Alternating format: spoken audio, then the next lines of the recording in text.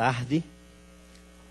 É um prazer ter sido lembrado para estar aqui hoje nesse evento importante, trocando experiências. Eu estava observando os temas e como foram pensados em sintonia um com o outro, né? Parabéns à equipe que pensou esses temas. Nós vamos falar, a minha missão aqui é falar sobre os inimigos do meio ambiente ecologicamente equilibrado. Aí alguém deve pensar, mas existe alguém que seja inimigo de viver num mundo ecologicamente equilibrado? Ou numa rua ecologicamente equilibrado? Ou nesta faculdade ecologicamente equilibrada? Pode ser que sim. Mas antes eu quero dizer quem sou. Eu sou filho do sertão de Pernambuco, uma cidade por nome de São José do Egito, terra de cabra feia, mas do repente bonito. E eu sou um dos sertanejos que passou fome, que passou sede, que viu gente e animais morrerem de fome e de sede, como está acontecendo hoje. E olha que eu tenho 58 anos, sou de 1954. Né?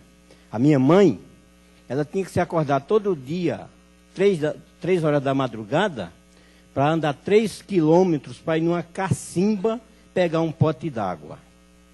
3 quilômetros para ir, 3 para voltar. Uma água salobra, salgada, que a gente bebia porque não tinha outra para beber. E era uma lata d'água para 4 pessoas, minha mãe, meu pai, minha irmã e eu, as galinhas e as cabras. Mais ou menos 18 litros de água, uma lata. E era aquilo que a gente tinha. Como todo sertanejo que tem a cabeça chata como eu, de tanto o pai bater, cresce meu filho para ir para São Paulo, eu vim para São Paulo. Cheguei aqui em 75 e aqui eu fiquei encantado. Chovia, tinha garoa, rio cheio. Eu disse, não, isso não é o mundo. Sabe, eu devo estar no paraíso, porque aqui chove todo dia. Aí eu vim, com o tempo, perceber que os rios são poluídos, que as represas são poluídas, que aqui ninguém dá o menor valor por esse líquido que a gente morre lá no Nordeste por falta dele. Ou quando bebe, é contaminada. Minha mãe teve 14 filhos. Eu nunca vi uma mulher mais parideira do que minha mãe. E morreram 12. Por conta que bebia aquela água da cacimba e tinha que chegar cedo, porque senão os animais bebiam toda a água, ela não tinha. Mas os animais faziam cocô e xixi naquela cacimba e a água que ela levava para casa era água contaminada. Então, isso me fez chegar em São Paulo, conhecer o estado rico em recursos hídricos, porém poluído, e encontrei aqui uma série de colegas, de pessoas que me ensinaram, né, como deve ser cuidado o meio ambiente, e uma dessas pessoas está aqui, que é a Violeta Klubusli, que foi uma das pessoas que eu aprendi muito. E com o passar do tempo, eu consegui entender que tem pessoas que são contra esse meio ambiente ecologicamente equilibrado. Eu vou pedir para passar uma reportagem, e vocês prestem atenção no que fala o representante da EMAI, Empresa Metropolitana de Água e Energia. Polêmica ambiental. Depois de 2 meses de enchentes, o governo do estado anuncia que vai aumentar de 12 para 15 o número de bombas que mandam água dos rios Pinheiros e Tietê para a represa Billings. É mais água suja para o manancial que garante o abastecimento de 2 milhões de pessoas. O sistema de comportas e bombas das usinas elevatórias de Traição e Pedreiras, construído em 1940, serve para controlar as cheias dos rios Pinheiros e Tietê. Quando há excesso, a água é bombeada para a represa Billings. Por causa da contaminação do manancial com o esgoto lançado nos rios, o bombeamento foi proibido por lei em 1992. Só pode ocorrer em situações de emergência, como o risco de enchente, o que tem se repetido diversas vezes. A intenção do governo agora, com a instalação de mais 3 bombas, é ganhar rapidez quando a água subir. Essas bombas que nós estamos planejando instalar vão remover a mesma quantidade de água que hoje causa o transtorno para o cidadão através do transbordamento dos rios de uma forma muito mais rápida. Ou seja, antes que ela chegue a transbordar, né, e invada as marginais e tudo mais, nós vamos estar removendo essa água do rio de modo que ela não cause o transtorno para o cidadão. A previsão é de que as novas bombas sejam instaladas e comecem a operar em dezembro de 2013. Mas especialistas em meio ambiente reagiram ao anúncio da obra. Ambientalistas acreditam que a medida para diminuir as enchentes vai aumentar a sujeira na represa Billings. É a poluição dos rios Pinheiros e Tietê misturada à água usada para beber por mais de 1,5 milhão de pessoas na região metropolitana. O representante de uma ONG que trabalha em defesa da Billings diz que já existe uma ação popular na justiça para cessar o bombeamento. Para ele, aumentar o sistema vai comprometer a qualidade da água usada no abastecimento. Porque não é correto, não é adequado a população beber esgoto por conta de uma emergência. Porque enchente não se controla. O que se controla é a ocupação do rio, da várzea, da sua margem do rio. É isso que se controla. Para poder a água, no momento da chuva, ter para onde ir. O problema é que ocuparam. Não é ilegal. Tanto é assim que a gente já faz ele, isso tem mais de 60 anos que se faz, né? Mas apesar da Constituição, houve já imediatamente após a entrada em vigor da nova Constituição de 89, foram adotadas excepcionalidades já discutidas com grande profundidade, né? E essas excepcionalidades, uma delas é a emergência para controle de cheias. Não é ilegal, porque faz 60 anos que fazem. Tudo bem, o costume é uma das fontes do direito, desde que esse costume seja lícito. A Constituição de 88 e de 89, que é estadual, não recepcionou esse tipo de atividade. Tá? E além do que vocês viram, vamos ver o que diz o artigo 225 da Constituição Federal. Todos têm direito ao meio ambiente ecologicamente equilibrado. Quando a gente fala todos têm direito ao meio ambiente ecologicamente equilibrado, a gente está dizendo que isso é um bem ambiental de natureza coletiva, meta-individual. Ou seja, não tem um titular. Porque é um bem de todos. Ninguém tem o direito de poluir, de causar lesão, dano a esse bem que é de todos.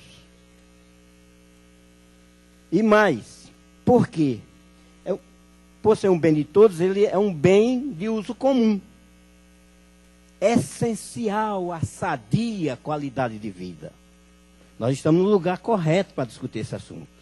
Faculdade de Medicina da USP. O que é essencial à sadia qualidade de vida? Para a gente ter condição de vida digna, como manda a Constituição Federal, a gente precisa estar nesse meio ambiente ecologicamente equilibrado. Qual é o problema que a gente tem hoje? 99,9% de quem está, dos servidores de estatais e servidores do Estado, e prefeituras ou do poder público, da administração pública, eles continuam no século XX. Que é pior, no momento pior do século XX, que foi da ditadura militar, do Estado autoritário, que não convive com o Estado da cidadania. A Constituição de 88, no seu artigo 1º, define que o Estado democrático de direito, que passa a ser, a partir de 88, tem como principal, um dos principais pilares de sustentação a cidadania. Agora, o que é cidadania? Eu já participei do CONSEMA, representando o movimento ambientalista da Grande São Paulo. Já participei de condemas, comitês de bacias hidrográficas, na condição de cidadão, nesses órgãos colegiados. E eu digo para vocês aqui hoje que eu fui serviçal, porque eu não sabia o que eu estava fazendo ali. Eu estava, sabe, ocupando um espaço de cidadania, mas eu não estava exercendo a cidadania. Como eu costumo dizer, não basta nascer com vida, crescer, ser povo. Precisa ser cidadão. Conhecer, saber que tem direitos e que tem deveres. Saber o que lhe cabe e o que cabe ao outro.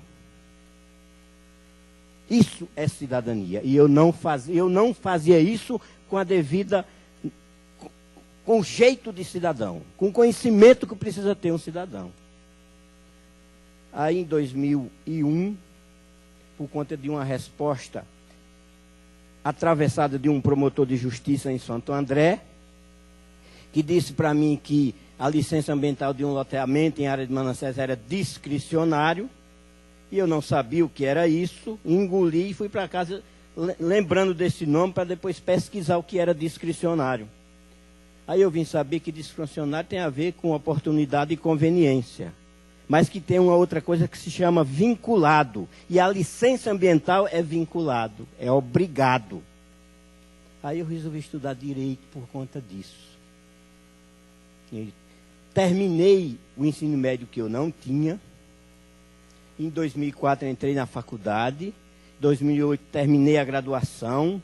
Início de 2009 iniciei pós-graduação em Direito Ambiental aqui na FAAP. Nesse meio passei na OAB e hoje eu estou advogando causas ambientais, ajudando o exercício da cidadania, advogando contra poluidores e em defesa da coletividade das pessoas que são lesadas. Tá certo? Isso por conta dessa Constituição, que diz que o cidadão também tem o dever de proteger o meio ambiente ecologicamente equilibrado para as atuais e futuras gerações. Olha, quem nem nasceu, nem está no esperma, já tem direito ao meio ambiente ecologicamente equilibrado. E temos o dever moral, não quero nem falar de legal, moral, de deixar para essas futuras gerações um meio ambiente que seja salubre, que lhe dê condição de vida. E se impõe ao poder público adotar as medidas necessárias para garantir esse direito ao meio ambiente ecologicamente equilibrado. Agora, se não existir o exercício da cidadania, não é possível. Nós temos que puxar servidores públicos e estatais e de administrações públicas para o século XXI. Eles não virão por consciência. É como eles disseram, faz 60 anos, então 60 anos a gente continua.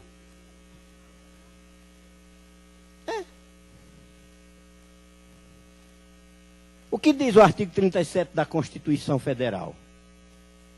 Que o poder público, a administração pública direta e indireta, tem que agir conforme a lei. Princípio da legalidade, da eficiência, da impessoalidade. E eles sabem disso, mas não precisa porque o país não é um país de cidadão. O que diz o artigo 208 da Constituição do Estado de São Paulo?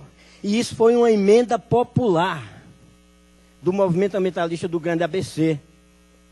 Durante a Constituinte, apresentou uma emenda com 18.600 assinaturas, a Constituinte estadual, e se transformou nesse artigo, que é o artigo 208 da atual Constituição do Estado de São Paulo, que veda o lançamento de efluentes e esgotos urbanos sem o devido tratamento em qualquer corpo d'água.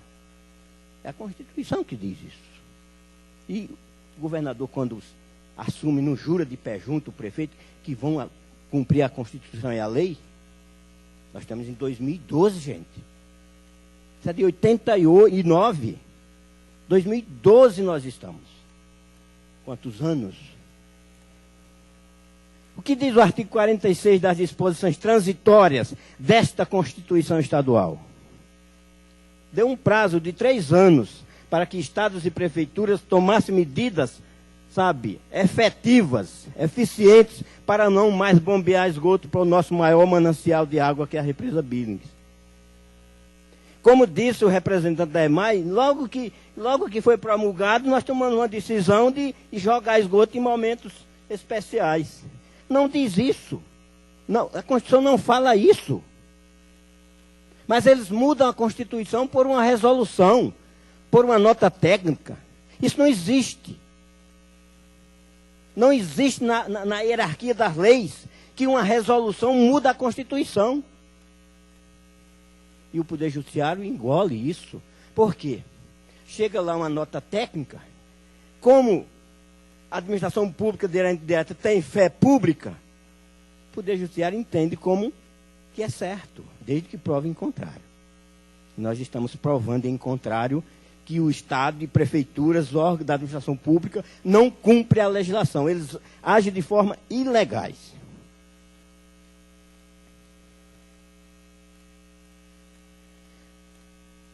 Bom, eu falei da cidadania, que falta exercer a cidadania. E o que diz o artigo 5º da Constituição Federal? O artigo 5º trata dos direitos e garantias fundamentais coletivas e individuais. Nem o Congresso Nacional pode suprimir esse direito, porque está ali onde fala das cláusulas pétreas. Artigo 5º. Cláusula pétrea. Garante a qualquer cidadão propor ação popular em defesa da probidade administrativa, do meio ambiente e do patrimônio histórico-cultural. Aí você vai. E olha, o que diz o parágrafo 1º desse artigo 5º? Que as normas definidoras dos direitos e garantias fundamentais têm aplicação imediata. Por quê? Porque é fundamental. Fundamental é basilar. E nós não estamos exercendo a cidadania. É preciso correr para o Ministério, para o Ministério Público, não, para o juiz, com autor popular, com ação popular ambiental ou de patrimônio histórico em defesa da probidade administrativa, para dizer para o Poder Judiciário que ele precisa se somar à cidadania, para exigir que o Poder Público haja conforme a lei, como é dever. Tá? Então, gente, trouxe essa discussão e levo aonde é possível para dizer que a gente, se não for para os órgãos ou para aquelas funções que pode participar, colegiadas, ou a pessoa, enquanto pessoa cidadã e não povo, precisa sair, sabe, para a rua, precisa procurar como exercer essa cidadania. Porque senão a gente vai continuar reclamando, fazendo passeata. E nós temos o Poder Judiciário, é a única forma de buscar garantir a cidadania e os direitos fundamentais das pessoas. É ir para o Poder Judiciário. E eu estudei, estou advogando para que no Poder Judiciário a gente consiga mudar isso. Está difícil, porque a maioria dos juízes não sabe como operar a ação popular ambiental. Não sabe. É preciso estar lá ensinando. Primeiro, a ação popular não tem custas judiciais nem ônus de sucumbência. Tem juiz que manda o autor pagar custas judiciais. Será que ele não leu o artigo 5º? Ou é má fé? Com isso eu encerro agradecendo a vocês.